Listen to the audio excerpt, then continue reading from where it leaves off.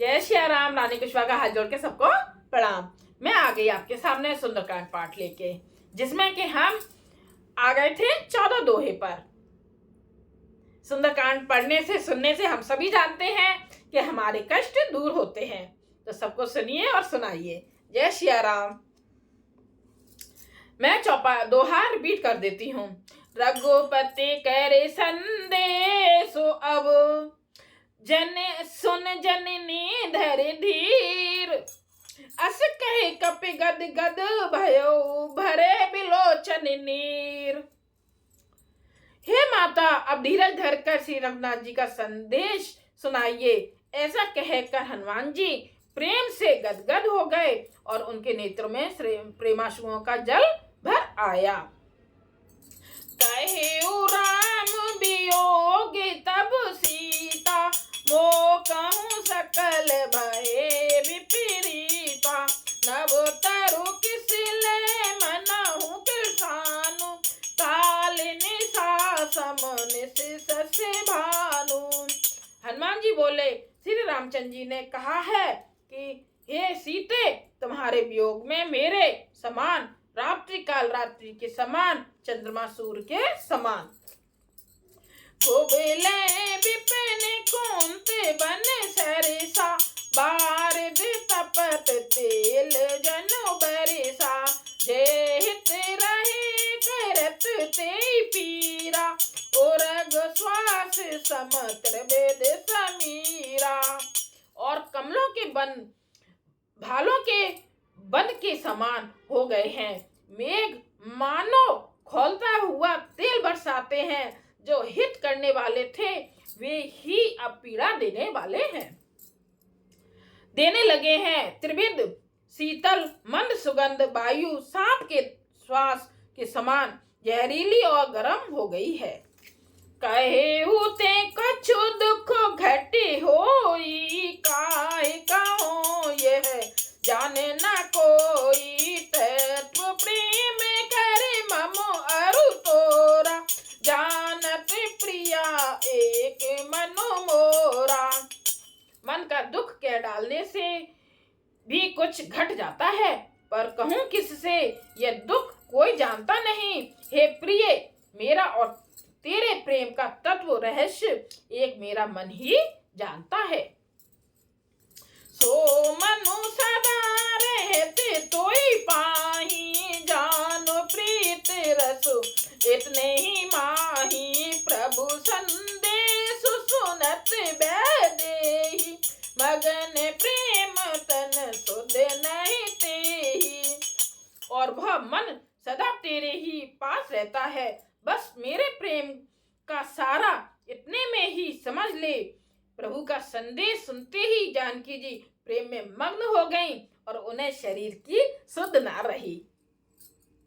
कै कपि हृदय धीर धरु माता, सुमरे राम सेवक सुख दाता। और आना हो रघुपति प्रभुताई, सुने मम बचन तजहु कदिराई। हनुमान जी ने कहा, हे माता, हृदय में धैर्य धारण करो और सेवकों को सुख देने वाले श्री राम जी का स्मरण करो। श्री रघुनाथ जी की प्रभुता को हृदय में लाओ और मेरे वचन सुनकर कायरता छोड़ दो।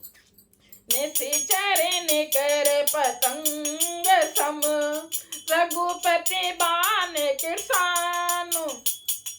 जननी हृदय धीर धरो, जरे निशाचर जानो। राक्षसों के समूह पतंगों के समान और श्री रघुनाथ जी के बाण अग्नि के समान हैं। हे माता, हृदय में धैर्य धारण करो और राक्षसों को जला ही समझो। जो रघुवीर होते सुध पाई, करते नहीं विलंब रघुराई। राम बान रघु उए जान की, तम बरूप कहे जात धान की। श्री रामचंद्र जी ने यदि खबर पाई होती तो वे विलंब ना करते। हे जानकी जी, राम बाण रूपी सूर्य के हृदय होने पर राक्षसों की सेना रूपी अंधकार कहाँ रह सकता है। अब ही माँ तुम्हें जाऊं लवाई, प्रभु आयस नहीं राम दोहाई। कछुक दिवस जननी धरो धीरा, कपिन सहित अहि है रघुवीरा। हे माता, मैं आपको अभी यहाँ से लेवा जाऊं, पर श्री रामचंद्र जी की शपथ है मुझे प्रभु उनकी आज्ञा नहीं है। अतः हे माता, कुछ दिन और धीरज धर, तसल्ली रखो। हनुमान जी समझा रहे हैं सीता जी को। श्री रामचंद्र जी बांदरों सहित यहाँ आवेंगे, ऐसे हनुमान जी बता रहे हैं। निश्चर मार तोई लह जेहि, तिहु पुर नार दाद जस गई।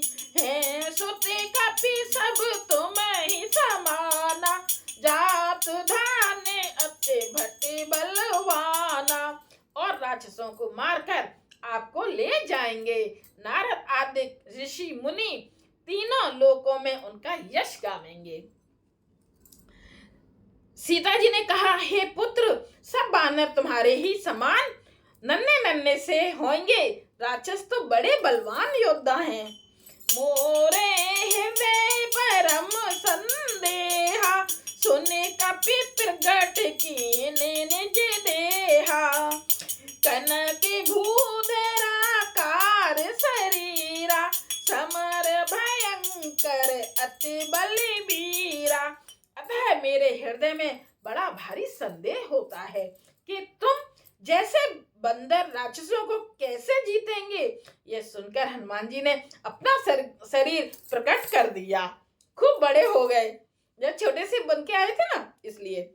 और सोने के पर्वत सुमेरु के आकार का अत्यंत विशाल शरीर था, जो युद्ध में शत्रुओं के हृदय में भय उत्पन्न करने वाला अत्यंत बलवान और वीर था। सीता मन भरोसे तब भयऊ, पुण्य लघु रूप पवन सुत लयऊ। तब उसे देखकर सीता जी के मन में विश्वास हुआ। हनुमान जी ने फिर छोटा रूप धारण कर लिया, बड़े से फिर छोटे हो गए।